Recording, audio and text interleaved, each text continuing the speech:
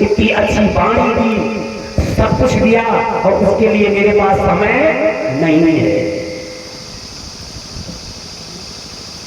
और लास्ट में किसी कवि ने भी तो बताया है कि तूने हीरा, ये हीरा, ये हीरा शरीर है, हीरा, कि तूने हीरा लुटाए दिया जगाए।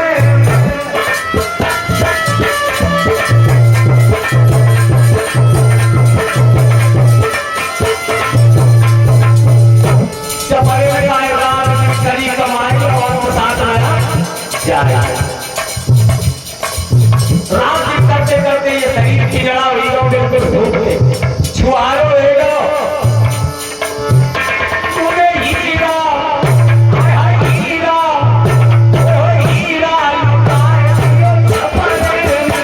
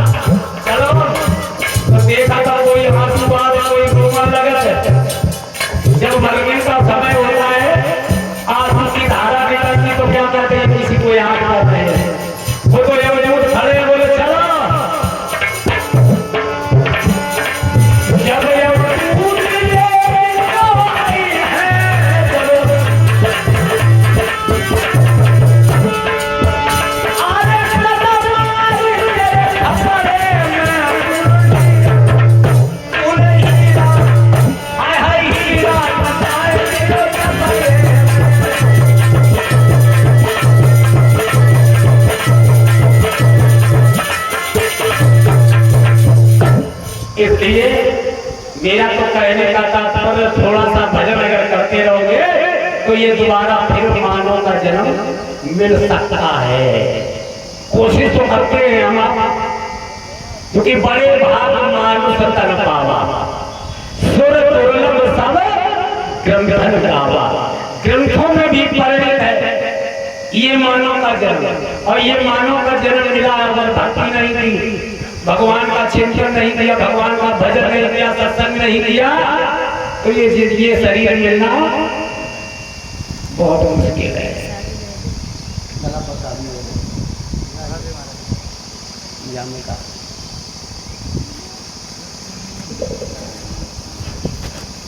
बोलिए साईं बाबा महाराज की।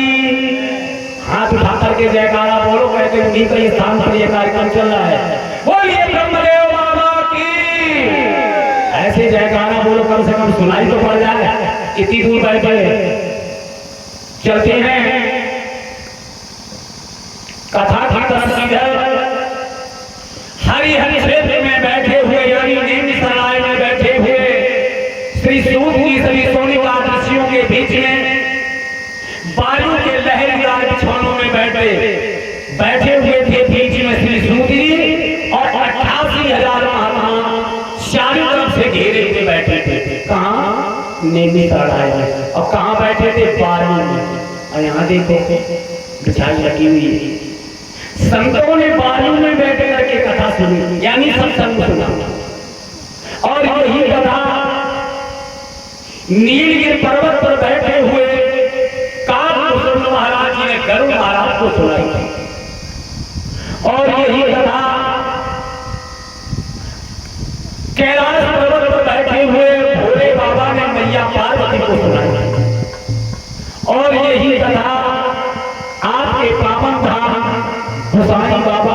दरबार में चल रही है। श्री सूत जी कहने लगे कि हे सोनिकाद ऋषियों, इस कलयुग से बचने का केवल एक ही उपाय है और दूसरा उपाय नहीं है। सभी देव आज ऋषि कहने लगे महाराज घोर कलकाल आ रहा है, हम लोग कैसे बचेंगे, इस कलयुग से कैसे हमारा छुटकारा होगा। सूत जी ने समझाया कि हे ऋषियों, केवल भक्ति करना, प्रभु का चिंतन करना और संतों का सत्संग करना और संतों की सेवा करना, इसके द्वारा आपका बचत होगी और कोई रास्ता नहीं होगी। आप इस प्रकार से समझाएं। इधर अभी आप लोगों ने बड़ी सुंदर कथा प्रिया के द्वारा सुनी कि किस प्रकार से भक्ति और ज्ञान और वैराग्य का निवारण कैसे हुआ। भक्ति क्या है, ज्ञान क्या है, वैराग्य क्या है। श्रीमद् भागवत क्या है, श्रीमद् भागवत इसका अर्थ क्या है।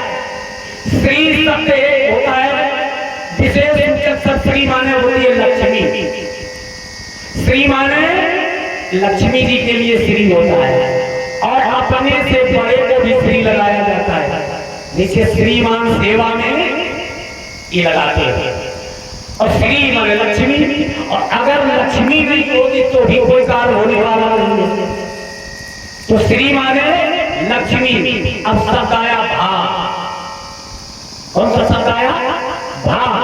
अगर भा माने होती है भक्ति, अगर भक्ति करोगे तो शब्द आया का, भक्ति के द्वारा ज्ञान प्राप्त होगा।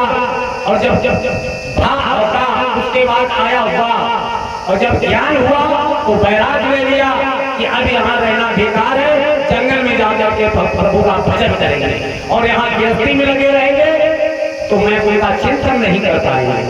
वैराग्य ले लिया, घर छोड़ दिया, जंगल में पहुंचे और खींच करके भक्ति की। और जब भक्ति की तो शब्द आया था, तो उस तत्व रूपी परमात्मा की पहचान हो गई। उस तपस्या के द्वारा वो तत्व रूपी परमात्मा को मैंने पा लिया। ये सुना। इधर श्री सूत जी कहने लगे हैं सोनिकाद ऋषियों, सभी ऋषि कहने लगे महाराज आगे का आखान ही बहुत ही पावन पवित्र है।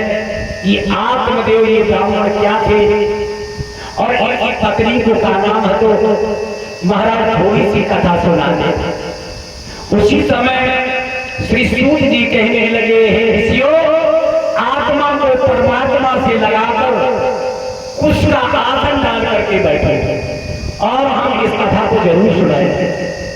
दक्षिण दिशा में एक आत्मदेव नाम के पंडित जी रहते थे, बड़े ही सीधे थे और इनकी प्राण पत्नी का नाम था, बड़ा ही अच्छा नाम था, क्या, धुंधुली नाम, यानी भार्या।